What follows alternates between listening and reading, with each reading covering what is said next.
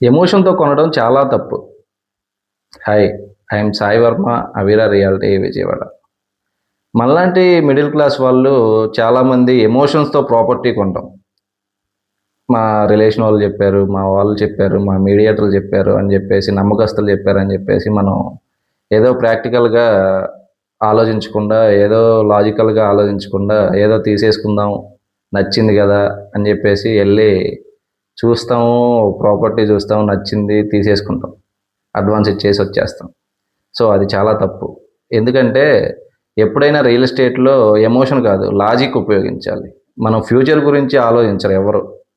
Future ఈ ఏరియాలో బాగుంటది, ఈ ఏరియాలో బాగోదు అనేది లాజిక్ ఉపయోగించి, ఈ ఏరియాని డెవలప్, గ్రోత్ అన్నీ చెక్ చేసుకొని, ఒక ల్యాండ్ కొనేటప్పుడైనా, ఒక ప్రాపర్టీ కొనేటప్పుడైనా ఫ్యూచర్ గురించి ఆలోచించి కొనాలి.